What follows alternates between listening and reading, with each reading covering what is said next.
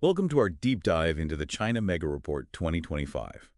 It's packed with insights on China's economy, tech, and those fascinating consumer trends. It really is a goldmine of information. Absolutely. And to help us sift through it all, we have a true expert with us today, ready to dive in. Let's do it. I'm excited to break down this report. Okay, so first things first, let's zoom out and look at the big picture. What's the economic forecast for China in 2025? What are we looking at? Well, the report suggests steady, but maybe a bit cautious. 5% growth. It's not the double-digit boom China was known for a decade ago. 5% does seem, I don't know, kind of modest for a powerhouse like China. What's driving that more conservative projection? Right. There are a few things. The report highlights rising wages, which of course is fantastic for Chinese workers, but can make manufacturing more expensive for companies. Yeah, that makes sense.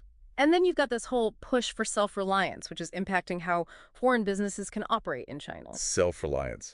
Yes. Yeah. The report actually features insights from Georg Lipke, past president of the EU Chamber of Commerce in China. Oh yeah, Whitkey's insights are always spot on. He says that trading and investing in China is going to get more, complex. For sure. He actually compares doing business in China to being in a Chinese fitness center.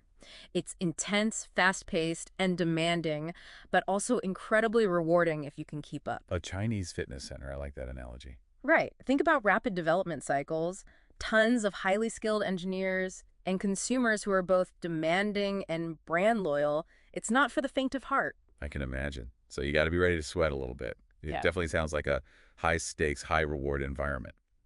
But let's move on to the digital landscape. That seems to be anything but cautious in its growth. China's digital economy is exploding. Right, exploding is an understatement. I'd say it's more like dominating. We're talking 43% of their GDP now, driven by everything from e-commerce to AI. 43%? That's just, wow. I mean, I know China has a massive population, but that's a staggering amount of growth. And they're not just consumers of technology, they're innovators. Absolutely. They're creating, they're developing, they're leading the charge in so many areas. The report highlights some really cool examples of how they're applying AI in unique ways. Did you see those? I did. The one that really stood out to me was Tencent's Goose facial recognition tech. Oh, yeah. Isn't that wild? They're using it to track geese on farms and prevent outbreaks of avian flu. Apparently, it's boosted survival rates by 30%. Amazing, right? It shows that AI isn't just about self-driving cars and fancy robots. It's about solving real-world problems in creative ways. Exactly. What other innovations stood out to you? Well, there's iFlyTech, a company that's created personalized AI classrooms that tailor lessons to each student's learning style. I read about that. The concept is fascinating, using AI to make education more effective. It is. And then you've got all the advancements they're making in 5G, quantum computing, and robotics. But one that really caught my eye is DeepSeek. Have you heard of that? DeepSeek? I don't think so. It's an open-source AI model developed in China. Think of it as a potential rival to, say, ChatGPT. Interesting. That's Chinese alternative. Oh, yeah. But what's really interesting about DeepSeek is that it's designed to be more accessible and less expensive to deploy. So they're trying to democratize access to AI. Exactly. They're making this powerful technology available to a wider range of businesses and researchers, which could really shake things up in the AI landscape globally. That's a potential game changer, for sure. So we've got this picture of China really pushing boundaries in the digital world. But what about the people behind all this innovation? The consumers. Let's move on and decode the Chinese consumer. Let's do it. This is where things get really interesting. We'll look at their spending habits, how they're thinking about spiritual fulfillment, and how all of this is impacting marketing strategies. I'm ready. Hit me with the insights. Okay, so one of the biggest shifts we're seeing is a move towards what the report calls rational spending. Rational spending. What does that even mean? Are people tightening their belts? It's not necessarily about spending less. It's more about being smarter with their money. Chinese consumers are becoming much more discerning, prioritizing value, and really considering their purchases. They're not swayed by brand names anymore. So they're doing their research, checking prices, reading reviews. It sounds like impulse buying is on the way out. It's definitely evolving. And this shift is partly driven by economic concerns. The report quotes Sammy Wang, a psychologist and market expert, who argues that brands need to find ways to ease those anxieties. Makes sense. If people are worried about the economy, they're going to be more cautious. Right. And Wang suggests that one way brands can stand out is by incorporating more fun into their branding. Fun. That's an interesting take. If people are stressed about finances, wouldn't they be drawn to brands that seem more serious and stable? You'd think so. But Wang argues that consumers are already feeling a bit restricted and overwhelmed. Brands can actually encourage spending by tapping into that sense of playfulness and curiosity, giving people a break from all the seriousness. Okay, I can see that. A little dose of joy and lightheartedness to balance things out. Exactly. So it's not just about offering the lowest price, it's about creating an experience, an emotion that connects with consumers. It's about making them feel good. Exactly. And this ties in nicely with the second major trend we see in the report, spiritual fulfillment. Yes. This is something I've been curious about. It sounds almost philosophical. It is, in a way. Hmm.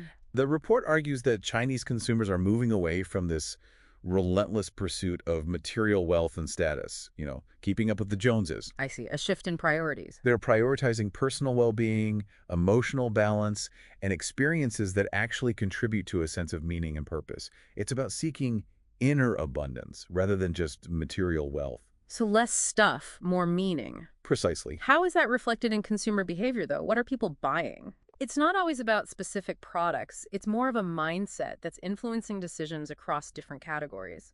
For example, we're seeing a surge in demand for wellness and personal care products, anything that promotes relaxation and stress relief. So self-care is a big thing. Huge. The report also highlights the popularity of experiences like travel and entertainment, things that offer a sense of escape and adventure. Okay, so experiences over material possessions. Yes. And even the rise of online communities centered around hobbies and shared interests points to this desire for connection and personal fulfillment. It's fascinating because in some ways it feels like a return to traditional values, inner peace, connection. It does, right? But it's happening in this incredibly modern, technologically advanced setting. Exactly. It's not about rejecting technology or progress. It's about finding ways to use those advancements to enhance our lives in a more holistic way. It's about integrating technology with our values and aspirations. Exactly. Okay, so we have this big picture shift happening, spiritual fulfillment and rational spending. But China's huge, so are there any specific consumer groups that are really driving these trends? Absolutely. The report dives into a few key demographics that are really shaping the market. One is Gen Z, the digital natives. They're highly engaged on social media and very influential in setting trends. Gen Z, yeah. They're coming of age in a time of rapid change and a lot of uncertainty. How is that shaping their approach to spending? They're very value conscious, more so than previous generations, but they're also willing to spend on brands that align with their values. So they're putting their money where their values are. Exactly. Sustainability is a big one for them, as is authenticity.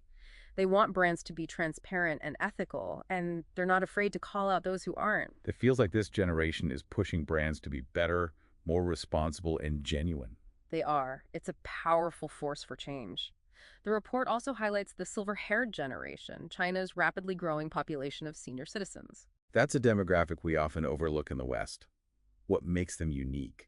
While they're much more digitally connected than previous generations of seniors, they're active on social media, they're comfortable with e-commerce, and they have significant spending power. They're not just sitting at home watching TV. Not at all. They're traveling, they're pursuing hobbies, they're staying active and engaged, they're living longer and healthier lives, and they're a key market for brands in areas like healthcare, travel, and even financial services. It seems like they're really embracing this idea of living their best lives. They are. They're looking for products and services that help them do that both physically and emotionally. So this report is painting a really complex picture of the Chinese consumer. It's not just about general trends.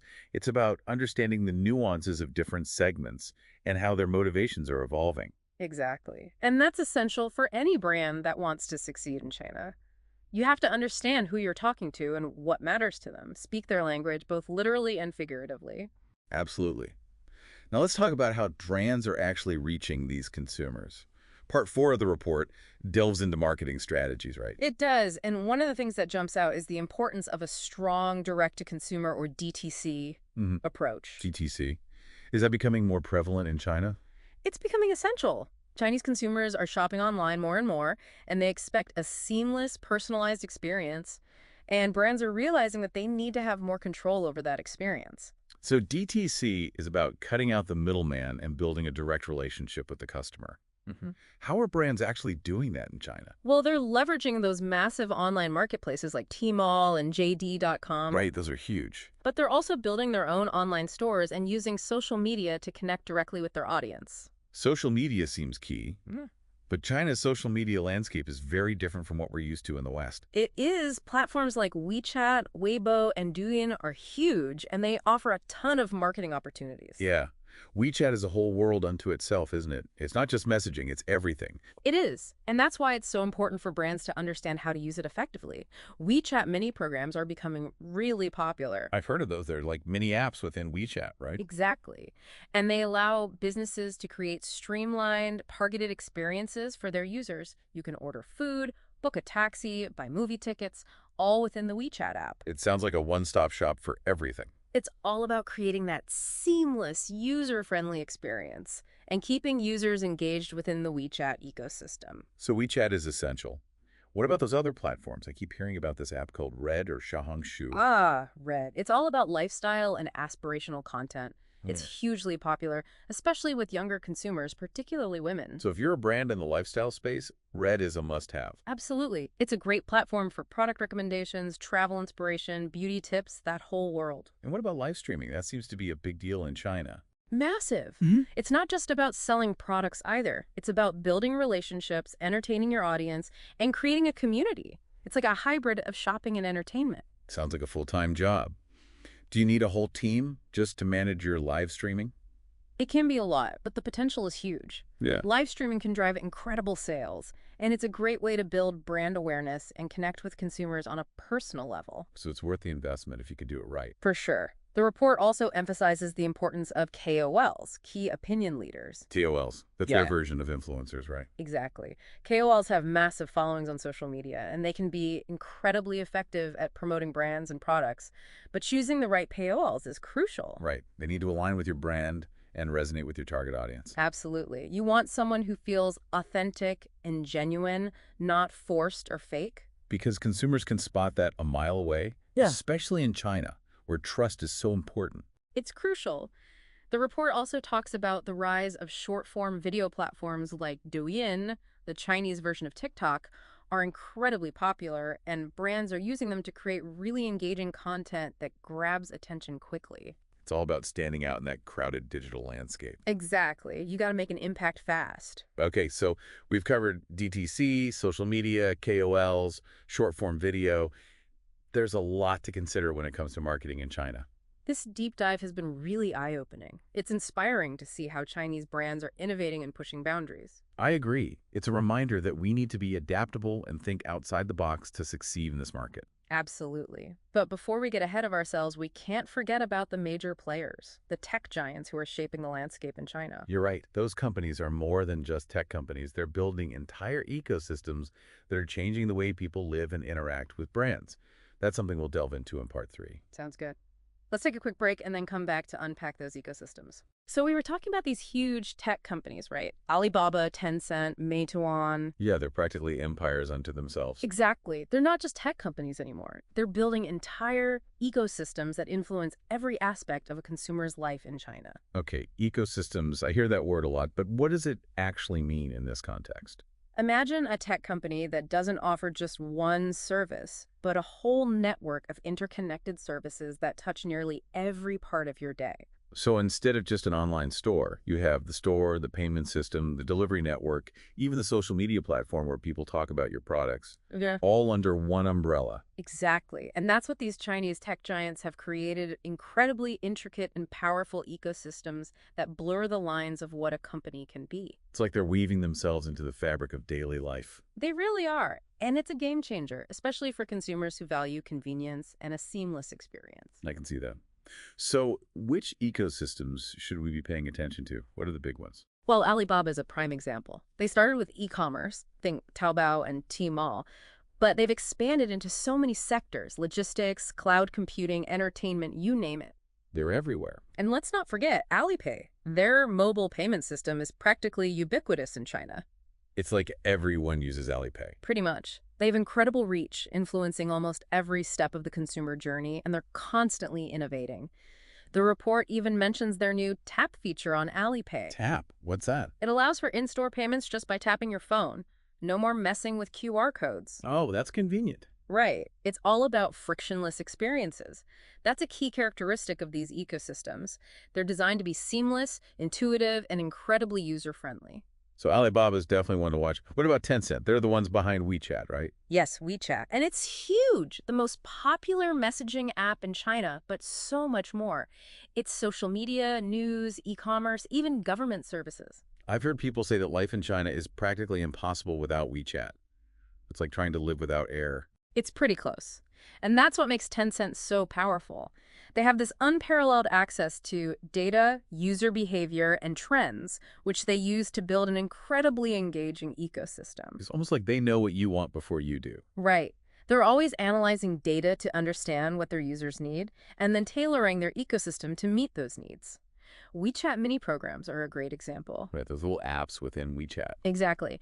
And they allow businesses to create really targeted, streamlined experiences for their users, ordering food, booking a ride, buying tickets, all without leaving WeChat. They're really good at keeping users engaged within their ecosystem. They are. Okay, so we talked about Alibaba, we talked about Tencent. Any other ecosystems we should be watching? Any other big players? Meituan is a major one. They're huge in food delivery and local services, and they've been expanding like crazy, pushing the boundaries of on-demand services. They're even testing drone delivery in some cities. Drone delivery. That's next level. It is. They're using technology to create these incredibly convenient experiences. But these companies are massive, right? How can international brands even compete? Yeah, it's a little intimidating. It's a challenge. Huh? But one of the key takeaways from the report is that collaboration is key. International brands need to be open to partnering with these Chinese companies. So instead of trying to build their own separate empires, it's more about finding ways to integrate into these existing ecosystems. Exactly. It's about finding win-win situations. International brands bring their unique expertise and products while leveraging the massive reach and infrastructure of these Chinese giants. It's like teamwork on a global scale. It is. You need to be adaptable, form strategic alliances, and understand the nuances of the Chinese market. It's not just about showing up and expecting things to work the same way they do back home. Right. The Chinese market is unique, it's dynamic, it's innovative, and it's incredibly complex, but it's also full of opportunities for brands that are willing to do the work. Absolutely. Speaking of doing the work, this deep dive is really just a taste. There's a ton of information in the China Mega Report 2025 that we could never cover in one conversation. You're telling me? It's packed with insights. And if you're serious about understanding the Chinese market, this report is a must-read. You can download the full report using the link in the video description below. But before you do that, let's circle back to Marcus Pentek, the SEO expert from Jademan Digital. He had some really interesting thoughts on SEO in China. He did. He really emphasized that Baidu, China's main search engine, plays by a different set of rules than Google. Getting your website to rank well on Baidu requires a completely different approach. So you can't just copy and paste your Google strategy. Nope, it doesn't work that way. He actually recommends something called parasite SEO. Parasite SEO. Yeah. That sounds a little intense. It's a fascinating concept. It involves leveraging the power of those well-established platforms we were talking about. Instead of just focusing on ranking your own website, you focus on creating high-quality content for platforms that already have a strong presence on Baidu. So it's like borrowing their authority. In a way, yes. It's about understanding the dynamics of the Chinese digital ecosystem and finding ways to collaborate and benefit from the existing audience and authority of these bigger players. That's a smart approach. And it ties in with what we were just discussing about international brands partnering with Chinese tech giants. It's about being adaptable and finding creative solutions that work within the existing landscape. It is. The Chinese market is a learning experience. There's so much to discover, and the China Mega Report 2025 is a great place to start. I completely agree. Well, I think we've covered a lot of ground today, from the economic outlook to the rise of spiritual fulfillment to the power of tech ecosystems and the unique challenges of SEO in China. It's been quite a journey, and it's clear that the Chinese market is a force to be reckoned with. It's dynamic, it's innovative, and it's full of opportunities for brands who are willing to adapt and embrace the challenge. Couldn't have said it better myself. So to all our viewers, I encourage you to download the full China Mega Report 2025. You'll find the link in the video description below. And until next time, keep exploring, keep learning, and keep diving deep.